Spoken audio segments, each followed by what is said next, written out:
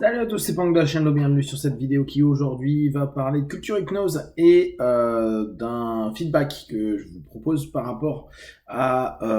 une soirée organisée par l'Arche dans le cadre d'hypnologie.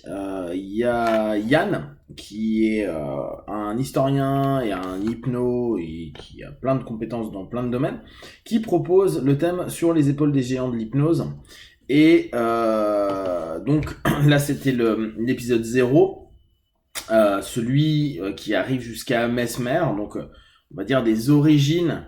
de ce qu'on peut d'un point de vue historique appeler de l'hypnose, donc aussi bien en partant de l'Égypte, en passant par la Grèce, en passant après par l'Empire romain, puis après arriver au niveau de l'Autriche où se trouvait Mesmer, puis la France. Je trouve que ce type de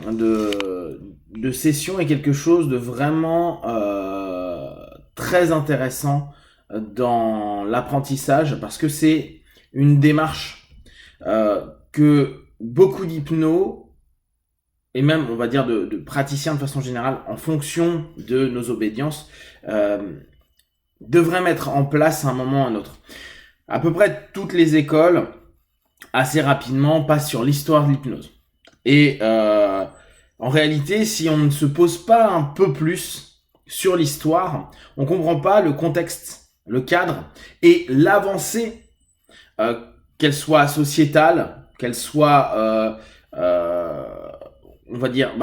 historique, clairement, de notre façon de vivre la profession qu'on a aujourd'hui, de vivre la discipline qu'on a la chance de pouvoir travailler avec l'ensemble des croyances. Pourquoi telle croyance s'est posée. Un élément, par exemple, que Yann partageait, c'était que à l'époque égyptienne, on ne pouvait pas regarder droit dans les yeux quelqu'un quand on lui parlait. Et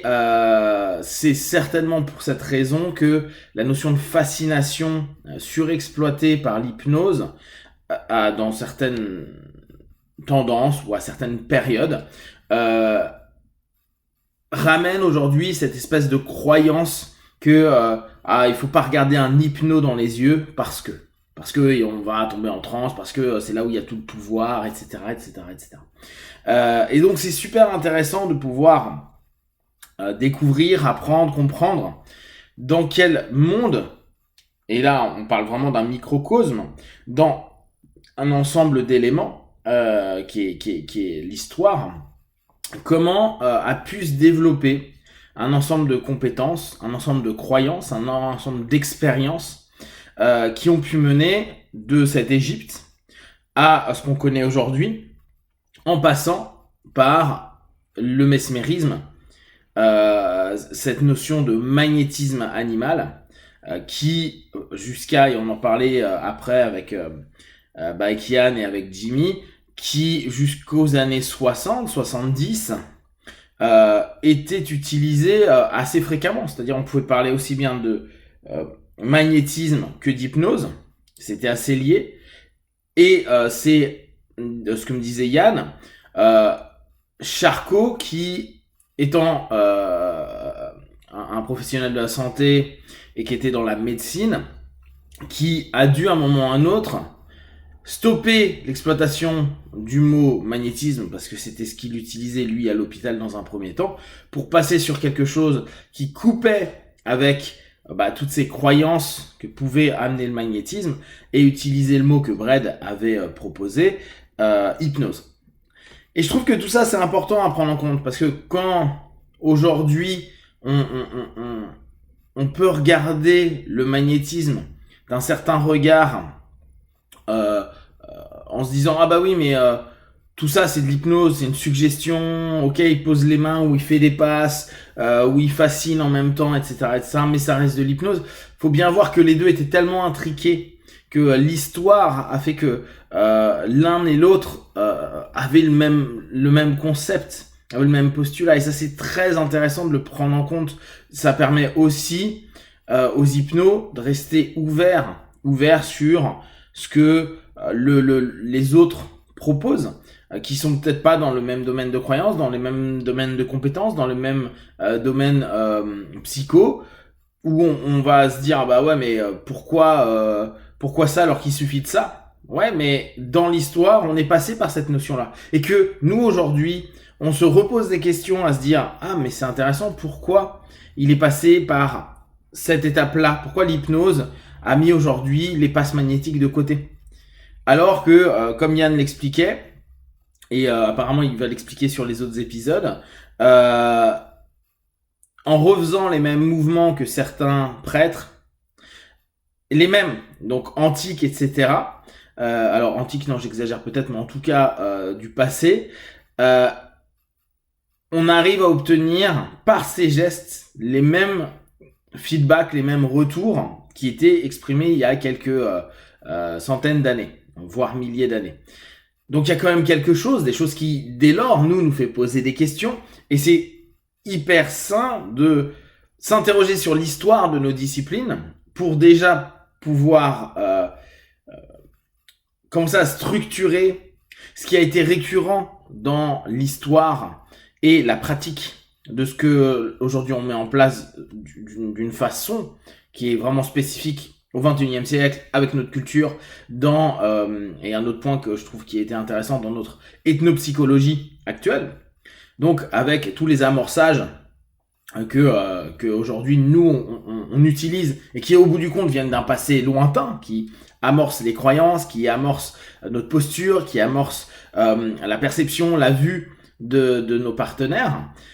européens. Mais si on a des partenaires afro, on va avoir un autre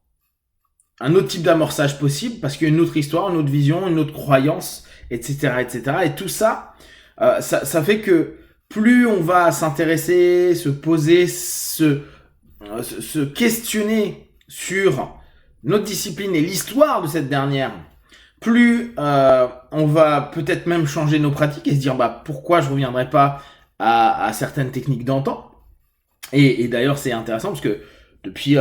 facilement 1 an ou 2, on voit de plus en plus justement la fascination revenir beaucoup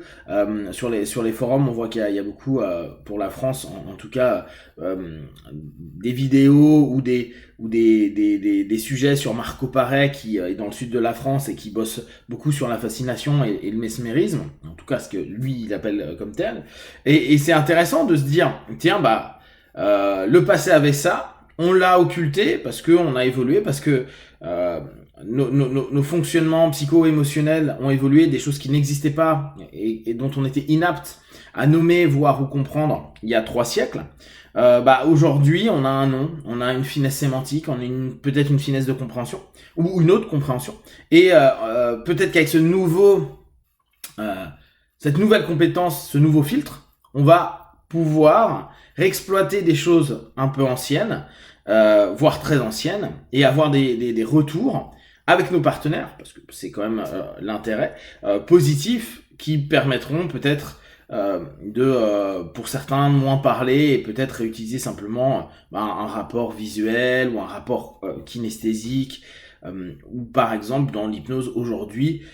certaines obédiences vont pas toucher du tout, alors que avant on pouvait éventuellement toucher, ou d'autres obédiences touchent beaucoup, etc., etc. D'autres vont fasciner, d'autres vont pas fasciner, d'autres c'est simplement écoute ma voix, etc., etc. Et peut-être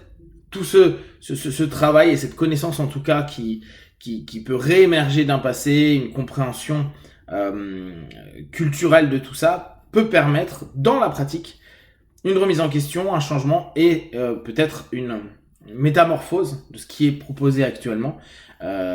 et donc un nouveau point, un nouveau pont vers une hypnose de demain. Donc je vous invite vraiment, si vous avez l'occasion, si vous êtes sur Paris, d'aller voir cette série de conférences. Je pense que comme les autres saisons, ils vont mettre ça sur internet. N'hésitez pas à regarder. Je vous invite une fois de plus à regarder Hypnologie. Si vous connaissez pas, ça vous donne une vraie culture. Ils réfléchissent vraiment, Cyril Champagne en l'occurrence,